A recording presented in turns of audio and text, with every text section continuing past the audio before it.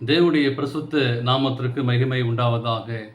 இந்த காலை வேளையிலே உங்கள் அனைவரையும் ஆண்டவராகிய இயேசு கிறிஸ்துவின் இன்ப நாமத்தில் உங்களை அன்போடு வாழ்த்தி வரவேற்கிறேன். ஆபகுக் 1ஆம் அதிகாரம் 2 முதலே வாசிக்கிறோம். கர்த்தாவே, நான் எதுவரைக்கும் உம்மை நோக்கி கூப்பிடுவேன், நீர் கேளாமல் இருக்கிறே. கொடுமை நிமித்தம் நான் எதுவரைக்கும் உம்மை நோக்கி கூப்பிடுவேன், நீர் இரட்சிக்குமாய் இருக்கிறீரே. நீர் எனக்கு அக்கிரமத்தை காண்பித்து என்னை தீவினையை பார்க்க பண்ணுகிறது என்ன என்று சொல்லி அங்கே ஆபகுக் மிகுந்த நேர்த்தியாக எழுதுகிறார். இந்த நாளின் செய்தி தலைப்பானது எத்தனை காலம். தேவனுக்கு பிரியமான பிள்ளைகளே, இன்றைக்கு உங்களுடைய வாழ்க்கையிலும் என்னுடைய வாழ்க்கையிலையும் மனிதனாக பிறந்த ஒவ்வொரு வாழ்க்கையிலையும் மனிதர்கள் அதிகமாக கேட்கப்படுகிற ஒரு கேள்வியோடு இந்த ஆபகுக் புஸ்தகம் துவங்குகிறது.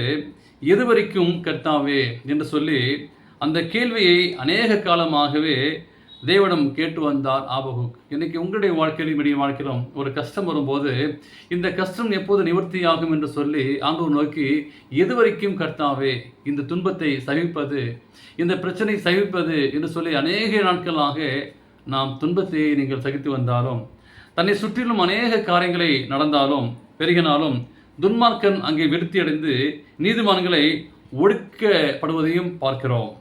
எல்லா காலகட்டத்திலும் இதனை பார்க்கிறோம். தேவனுக்கு பிரியமான பிள்ளைகளே, அப்ப நீதிமான்களுக்கு இடுக்கன் தராமல் துன்மார்க்கன் செழித்தால் பிரச்சனை அல்ல, மேலும் அந்த துன்மார்க்கனுக்கு இடும்பில்லாத பார்க்கிறோம். அவர்கள் நீதிமான்களுக்கு மாத்திரம் தீங்கு செய்தார்கள்.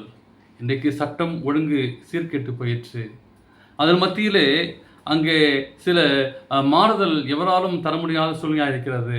அதை பார்த்து அழைத்து போன ஆபகுக், எத்தனை காலம் தேவன் இதனை பொறுத்து கொள்ள முடியும், எத்தனை காலம்தான் தன் புலம்புதலை கேட்டு சும்மா இருப்பார் என்று நினைத்தார்.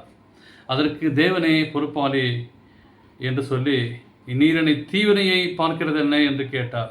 ஆனால் தேவன் நீடிய பொறுமையுள்ளவர். அங்கே ஆபகுக்கு ஏற்ற நேரத்தில் அதை தீர்க்க இருந்தார். அதனை ஆபகுக் அங்கே வெளிப்படுத்தவும் அங்கே திருவுளம் கொண்டார். மிகவும் ஒரு அற்புதமான ஒரு ஆச்சரியமான செய்தியை தேவன் நமக்கு தருகிறார். தன் மக்களிடம் காணப்பட்ட சீர்கேட்டை தடுத்து நிறுத்த பாபிலோனரை அங்கே அனுப்புவதாக கூறினார்.